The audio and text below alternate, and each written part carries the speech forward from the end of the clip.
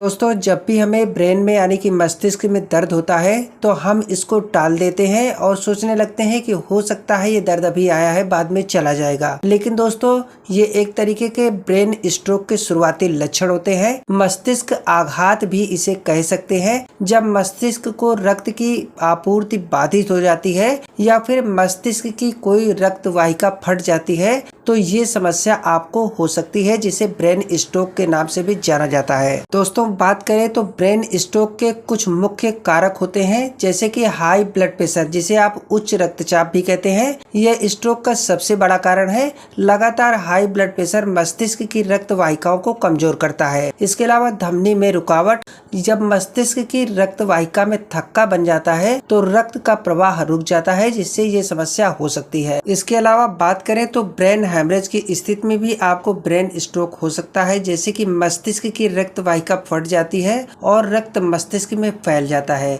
इसके अलावा हृदय रोग से भी ये हो सकता है, जैसे कि खासकर एट्रियल फाइब्रिलेशन से रक्त के थक्के बन सकते हैं, जो कि मस्तिष्क में स्ट्रोक का कारण बनते हैं। बात करें तो ब्रेन स्ट्रोक के लिए डायबिटीज यानी कि मधुमेह भी काफी हानिकारक है। ये रक्त वाहिकाओं को नुकसान पहुंचाता है और स्ट्रोक के जोखिम को बढ़ा देता है। इसके अलावा बात करें तो धूम्रपान और शराब का सेवन भी इसमें काफी नुकसान पहुंचाता है और ये भी एक मुख्य कारक माना जाता है। यह रक्त वाहिकाओं को क्षति पहुंचाता है और रक्तचाप को बढ़ा देता है। इसके अलावा मोटापा और निष्क्रिय जीवन शैली, ये दोनों स्ट्रोक के जोखिम को बढ़ा देते हैं, क्योंकि ये अन्य बीमारियों को भी जन्म देते हैं, जैसे कि उच्च रक्तचाप, कोलेस्ट्रॉल आदि। दोस्तों, कोलेस्ट्रॉल का बढ़ा हुआ स्तर भी आपको क्षति पहुंचाता है। ये धमनियों में प्लाक बनाता है, जिससे रक्त प्रवाह बाधित होता है। इससे भी ब्रेन स्ट्रोक होने की आशंका बढ़ जाती है। इसके अलावा बात करें तो जेनेटिक फैक्टर्स यानी कि पारिवारिक इतिहास भी इसमें काफी खासी भूमिका निभाता है। यदि परिवार में किसी को स्ट्रोक हुआ है तो जोखिम बढ़ सकता है। दोस्तों, यदि बात की जाए ब्रेन स्ट्रोक से बचने के उपाय की, तो रक्तचाप को आपको नियंत्रित रखना है। नियमित रूप से बीपी आपको चेक कराते रहना है। नमक का सेवन कम करना है। डॉक्टर की सलाह समय समय पर जरूर लेना है और दवा भी लेनी है। स्वस्थ आहार लेना है, जैसे कि फल, सब्जियां, साबुत अनाज और कम वसा वाला भोजन आपको लेना है।